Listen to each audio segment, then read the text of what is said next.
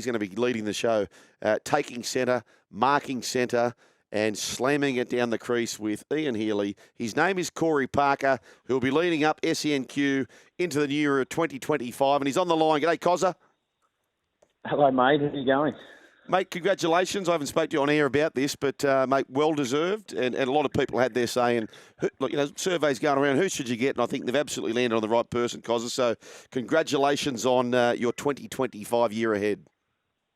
Yeah, thanks, mate. Looking forward to it. But obviously a new dynamic with myself and Heels, as you just touched on. I like to call a spade and don't sort of deviate too far from an opinion, which is what we're all about. Whether you agree with them or you don't, that's a different story. But one thing's for sure is there will be no fence sitting throughout the year. So looking forward to next year and plenty of fun to be had. Bloody oath it is, BC. You know, it sounds like a strong double act and some strong Queensland blood in there too, Cozza, you and Heels. I spoke to these guys about Plum this year, actually, and it was a really amazing interview, and they'd spoken to a lot of blokes in the community, and they asked some really interesting questions. So I look forward to talking to you guys next year. And Queensland, funny year for Queensland Rugby League last year, Cozza, wasn't it? How's the feeling coming into next year as a state? Yeah, well, it's a game that just keeps on giving, isn't it? I mean, football only finished, a couple of weeks ago, and teams are back training again. Now we're talking about Ben Hunt coming to the Broncos, and we'll get into that a little bit soon. But, look, it is a big year for Queensland Rugby League sides. I mean, you look at the Broncos. They played in the grand final in 23, didn't make the grand final. The coach got sacked, moved on, however which way you want to put it. He got sacked. They brought in Madge, Maguire. The Dolphins fell just ever so short of getting into the finals. Wayne Bennett's moved on. How's Christian Wolf going to go? They've recruited a few players. Second year for Desi Hasler. What's going to unfold there? His feet are under the desk, so if it doesn't provide, well, there's going to be some heat coming. And Todd Payton and the Cowboys, they've got a great roster, so they need to be a little higher than where they were. So plenty of eyeballs will be on Queensland, but none more than the Brisbane Broncos. I mean, they are a star-studded lineup. They've got a new coach. They've got new players. And they're going to need to have a great year, which I think they will. Corey Parker, I want to ask you about this question, and straight off the bat, because I'm actually quite strong about this, and I just know Kevy Walters. I don't know Billy so well, but you can just tell that the apple doesn't fall far from the tree, and that happens good and bad. But Billy Walters just seems to me a stand-up man. Kevy Walters is most certainly that. But if you're in the shoes of Billy Walters, Brendan, think about this. Cozza, think about this. Listener, think about this. So you're a young man, not forgetting that he was within a pimple of being a premiership-winning number 9. So not just a number 9, a premiership-winning number 9. Your dad gets resold, who's a club great, within about 12 months of getting yourself that premiership. Ben Hunt comes to the club. Now, everyone wants a piece of Ben Hunt. It was a big market to get Ben Hunt, but it's now been made public. Everyone fully fit. We could all guess that Ben Hunt, the modus operandi for the Broncos is that he would be number 9, which is the jersey that Billy Walters has been using for the last 2 years. Then you hear about the most prized son. Who are we most impressed about, Broncos? Blake Moser. Well, Blake Moser also wears jumper number 9. At what point does Billy Walters go, as good a man as he is, and say, ta-da, Tatiana Western Webb, I've had enough, I'm out. Corey Pakes is there. Tyson Smoothie's there. Ben Hunt eventually, when Ezra comes back, goes back to 9. Corey Parker wears the 9 as well. He wears the 9. So, but in the fair income stakes, Cozza, and I don't know Billy Walters, but the fact we haven't heard from him, and it's probably typically Walters because that's the great family they are. Yeah. But surely there is a club that has got a jersey with number 9, not 14 on it, waiting there for a bloke who almost won a premiership within a pimple of a starting number 9. And not just that, Cozza, he just has to be good for any club, doesn't he? Sugar, that's one hell of a question. Went for about 3 minutes, but I'll shorten it up for you. Haven't finished yet. Listen, Sound like you should host the election. The answer to that is Billy Walters. Yeah. He's got the number 9, and you just touched on he went within a whisker of winning the competition. But you know what? They actually didn't win. That's the big point. And that's why I suppose the coach is not there anymore. There's a few other reasons, but Billy Walters, knowing him and the way that he goes about his business, he epitomises, like he's 29 years of age, he's got a young family, he epitomises what you actually want from a footballer, and that's just to put his head down, bum up, and just work hard, and that's what he's doing. Sure, there's some people around that are putting pressure on him, but that's a good thing, and I really mean that. Like, Ben Hunt's going to be there for 2 years. Like, he's not going to be there for a long period of time, and Ben Hunt, you would suggest in the opening sort of 10 to 12 rounds, whatever may come unfold with the Ezra Mam situation, will play 6. Now, off the back of that, a year is a long time in footy. So many variables can happen. So many injuries can happen. So you just don't know. But for mine, Billy Walters is the number 9 for the Brisbane Broncos at this point.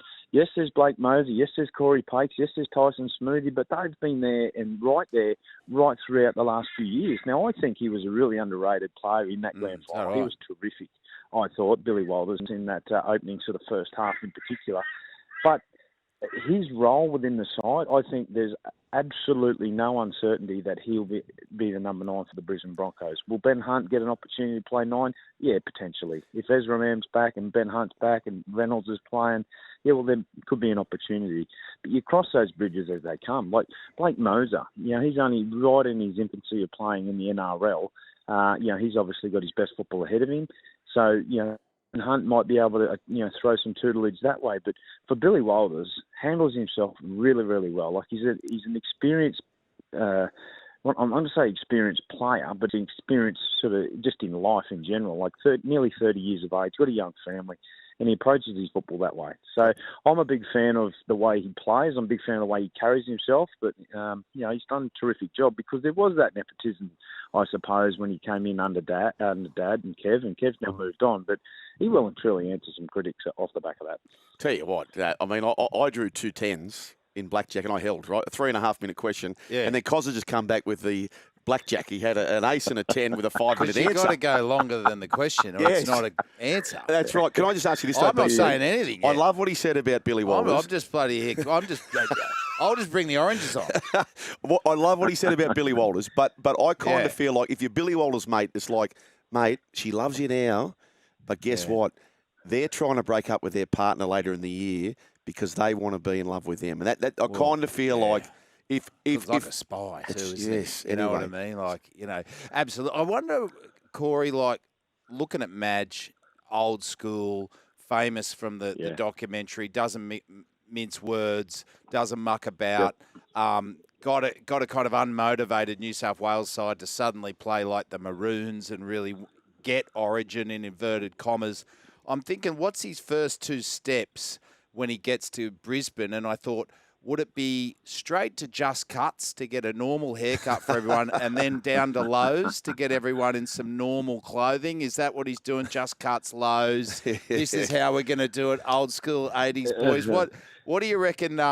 Because the boys were a little lazy and a little cocky this year. I'm saying it. You don't even have to agree. I'm a Sharks New South Wales man. But I thought they were a little lazy last year and unmotivated and a little overconfident at times. What do you reckon Madge brings to this? Because he is the notorious disciplinarian. Yeah, well, he brings that hard edge, and I agree with you. He brings that hard edge, no frills attitude. Now, you can have superstars within your side. If you take your mind back to 2014, when he was head coach of the South Sydney Rabbitohs, and you go through some of the personalities that were in that football side, it's very, very similar to the team that he has now. But the one thing that never has wavered, and you look at the Melbourne Storm, you look at the Penrith Panthers, is hard work. Anyone who's won a competition never, ever whinges about how hard they've had to work to get there.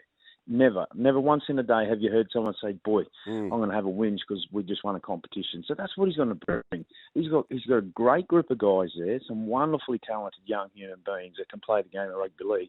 But where they have fallen short consistently for long periods of time is staying tough and staying in the battle. And the only way you can get that is through training habit. The only way you can get that is through trust. The only way you can get that is through being hard work around the team. So that's the approach that he's had, and he's had an initial impact right from day dot. And I think we got a good understanding when we heard from Reece Walsh. Now, Reece Walsh is their pin-up poster boy for the Rugby League and obviously Brisbane.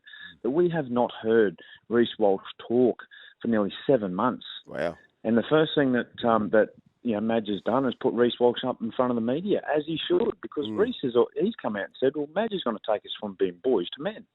That's Reese's words. That was a great and that's band, what they by need the way, to do in the because early 90s. a terrific band. What was your favourite song out of that? End of the Road. End of the Road. It played at the end of my Year 10 formal. You know we go. Played at everyone in the to 80s. the Yeah, played anyone end that was... of the road. And But I think off the back of that, I think off the back of that it's exactly that. Like we play, or not anymore, but Sugar, you'd attest to this. You play in a tough environment, and you're playing against tough human beings. You need to be able to be spoken to and I guess taught like you're a man. You can't expect these young players to play in the toughest environment in the world and treat them like boys. You need to treat them like men. And talking about end of the road, his halves combination could add up to 73 years of age, couldn't it? Yeah. I mean, if you've got Adam Reynolds at 7, passing it to Ben Hunt at 6, I mean, this is starting to look like some kind of charity event. It is. Where, you know what I mean? Like, is this a reality that... Old boys.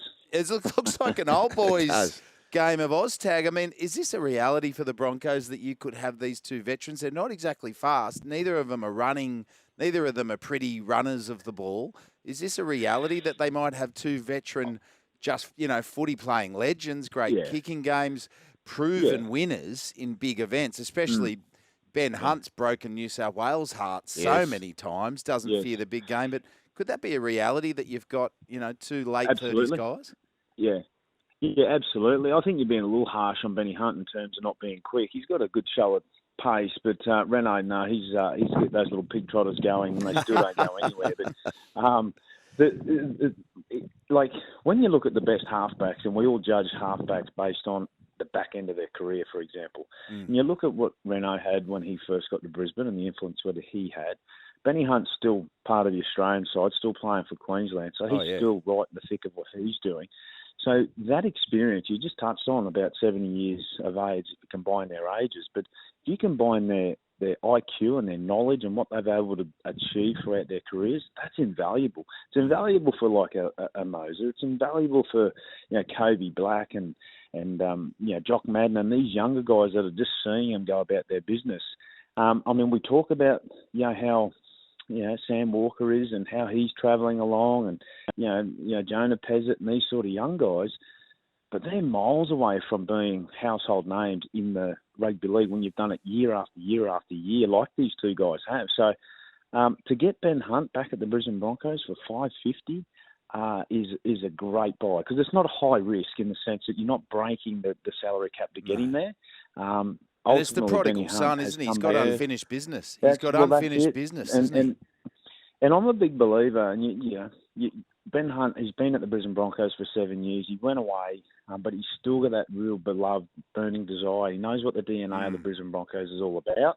And hopefully, fingers crossed, he can get that job done in the next 2 years. And Cozza, the big thing, I think, for Benny Hunt too, as we've seen at Queensland and for Australia, if he's not the Pied Piper, so at St George, it was him. Ben Hunt had to lead the team. At Brisbane, there is so much more weapons and ammo that he can just go and play his part, which he does for Queensland. Like Carrigan with him. Like he's got a full pack. The thing about the Dragons, I don't know if you agree with this, Coz, like they were unbeatable on their day, but as soon as something bad happened, they dropped their bundle, didn't they, last year, the Dragons? They just, if someone scores 10 points, they'll score 40 points against the Dragons. But with the Broncos, he's got those Carrigans and such that love winning and trying.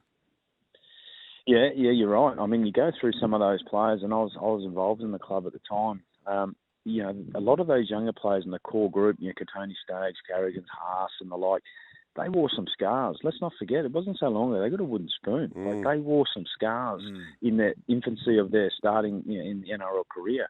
What that does do, however, it builds a bit of character, and it builds some memory in what we were and what we want to become type thing.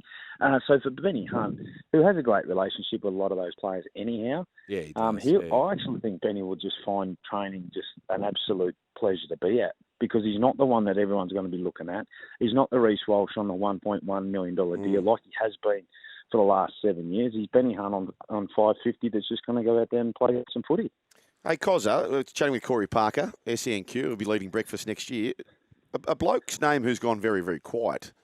And maybe the attention will go his way now that Ben Hunt has been secured. But Selwyn Cobbo, Do we know? Mm. Do we know what's happening with Yeah. Selwyn, and what would your views be? Is No. he priority for the Broncos or no? Well, my view was always the case, regardless of Benny Hunt's signing, was I think it's going to be difficult to try and keep Selwyn Cobbo and or Tony Staggs. You've got two premier centres. For Selwyn, his best football is still ahead of him, well and truly, but we've seen what Selwyn can do. He can play centre, wing and or fullback. I think if he went on the open market, Selwyn, he could go up north of $1 million. Wow. Based on his potential. Because you've got to understand, you're buying based on potential. Yeah. And Selwyn has that influence. He's only a young kid. He's 21, 22 years of age, Selwyn. So he is, he's still got a huge future in the game. Tony Staggs is a little bit older, but has a different quality. So I was always juggling in my head, who do you keep? If they can keep both, absolutely beautiful. I'm not sure that that'll be able to be the case. Now, it's going to be a difficult one. But what I don't think that the signing of Ben Hunt would have influenced them having to keep one or the other. Like, you don't go and sign a Ben Hunt at 35 years of age to sacrifice a Tony Staggs or a Selwyn Cobbo. That money would have been thereabouts. I can hear the sounds of a sombrero moving through the wilderness towards a certain player. No, but the more Corey says that, I know, and you saying that, Corey, I know you spoke about Billy Walters, but just simply saying that, and I know you said that Ben Hunt's not going to influence that, but if they got Paik, Smoothie, Moser, and of course Benny Hunt to go there, the highest paid out of that quartet, which probably is Billy Walters, they have to come under consideration. I think, I could be totally wrong, but I'll be shocked. Yeah. I'll be absolutely shocked if Billy Walters, and who's the club who would take, I'll ask this to the listeners, who would take him right now as a starting number 9? Does it swim in a river? I'm not quite sure. I would love to see Tony Staggs at another side. I think he has an incredible career ahead of him. I'd love to see him with a fresh start. Corey's got a massive career in front of him too. Why do we want to see Katoni move on? No, we don't. He's forged a great career. He came to the club as a young man. He's played in international football. He's played for New South Wales. Let's keep Katoni, hey? No, that's exactly okay, there you go. Corey Parker says, get rid of Selwyn. It's the run home with Joel and Fletch. Cozza, mate, all the best for 2025. We'll speak to you a lot throughout the SENQ breakfast. In fact, we should try and do a regular cross between each other. Appreciate it, Cozza. Have a great Christmas if we don't speak beforehand. Sounds great, guys. See you, mate. See you, mate.